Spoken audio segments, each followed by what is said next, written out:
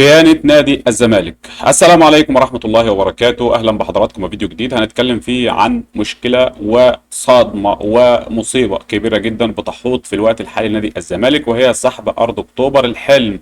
الأرض اللي هتنقذ نادي الزمالك من الدمار، من الانهيار، من الهلاك. الأرض اللي كلنا حلمنا بيها نبقى عندنا فرع تاني وتالت عشان يبقى عندنا مداخيل تقدر تساعد النادي في الأيام اللي جاية.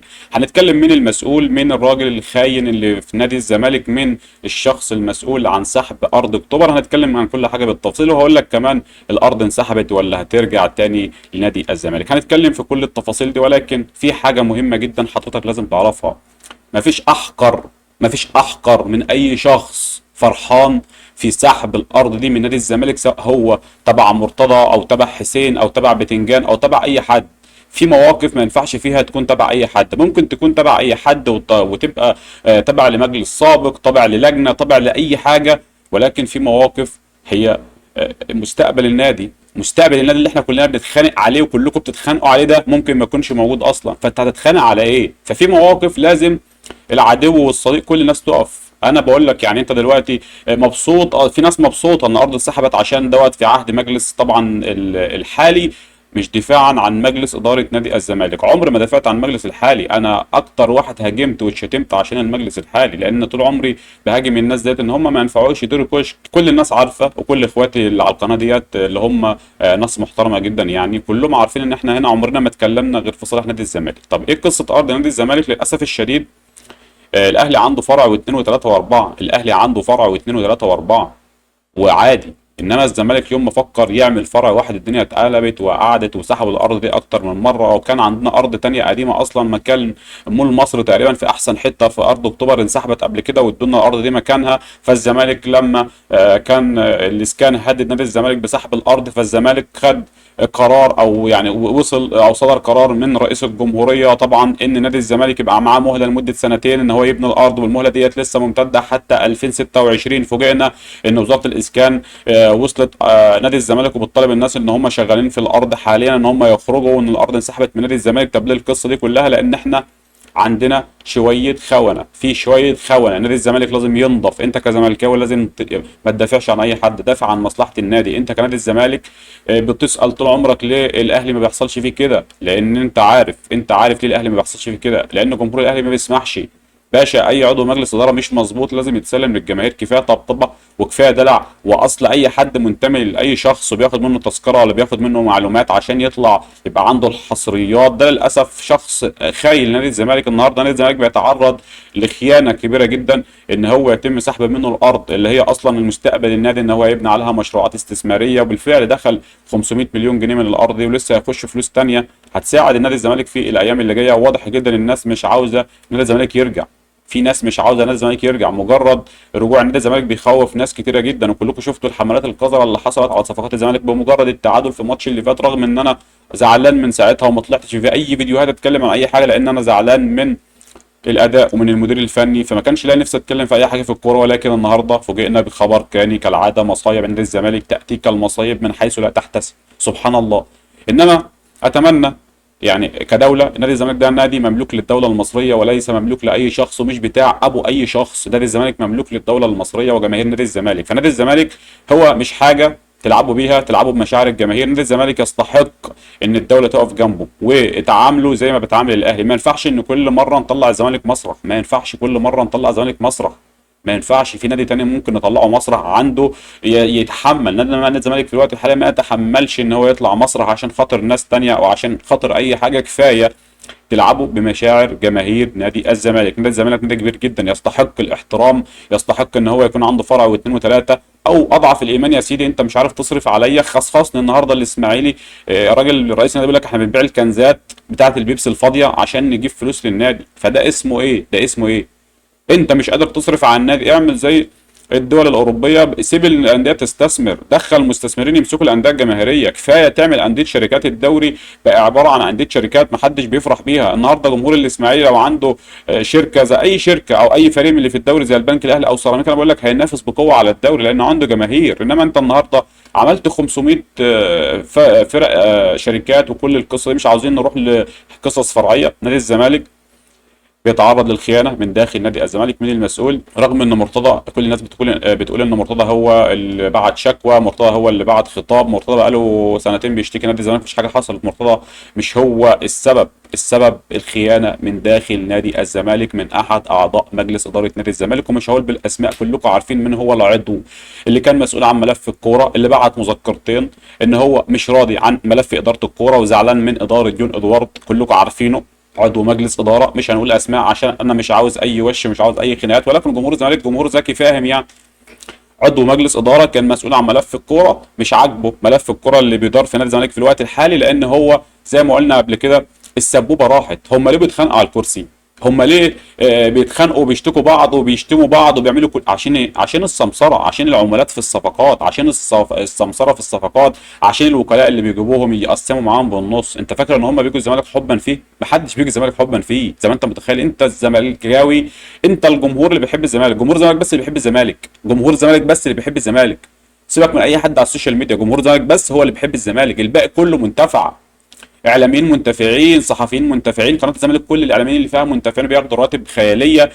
كل الناس منتفعه، انت مش منتفع، انت الوحيد اللي بتبقى مستني تكسب عشان تفرح، هو ده الانتفاع بتاعك، فانت الوحيد اللي مش منتفع. انما هناك عدو مجلس اداره نادي الزمالك لازم يتم المعامله معاه بشكل قوي جدا، وهو لا يقل وضاعه، هو لا يقل وضاعه عن اي شخص خان دي. اي حد يختلف مع الاداره ما عندناش اي مشكله، ولكن في حاجات ما ينفعش ان احنا نخون النادي فيها. انت بتخون مستقبل النادي، انت بتخون النادي نفسه، انت بتخون الجمهور اللي عملك. انت مين؟ انت مين؟ انا نفسي افتكر لك حاجه في نادي الزمالك.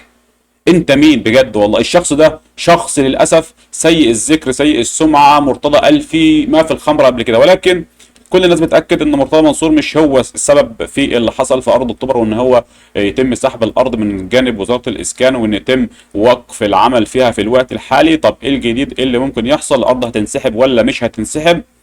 الاكيد اللي جاي من يعني داخل نادي الزمالك، واللي صرح طبعا عن طريق وزاره الاسكان ان هم ما كانش عندهم الخطاب الصادر من رئيس الجمهوريه بمنح النادي مهله سنتين وكل الكلام الجميل دوت. انا اتمنى ان المشكله ديت تخلص في اسرع وقت ممكن. المعلومات الاكيده ان الارض مش هتنسحب من نادي الزمالك ولا حاجه، وان الدوله هي اللي بتبني نادي الزمالك اصلا، وهي اللي مسؤوله عن كل حاجه. وده مزعل ناس كتيره جدا. ليه؟ لان كان في سمسره، كان في ناس جايه تنهش في النادي، كان في ناس جايه تسرق شويه. فهو لما لقى الدوله هي اللي مسؤوله والشركه اللي بتبني هي تابعه للدوله والدوله هي اللي بتصرف، فهي اكيد مش هتسرق.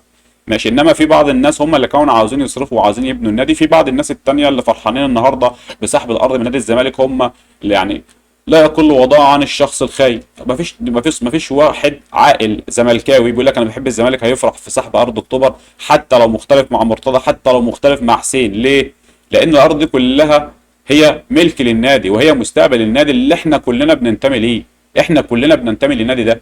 فاحيانا في حاجات ماشي زي الدوله ساعه الحرب، حتى لو انت عندك اختلاف مع الدوله او مع الحكومه ما ينفعش تبقى ضدها.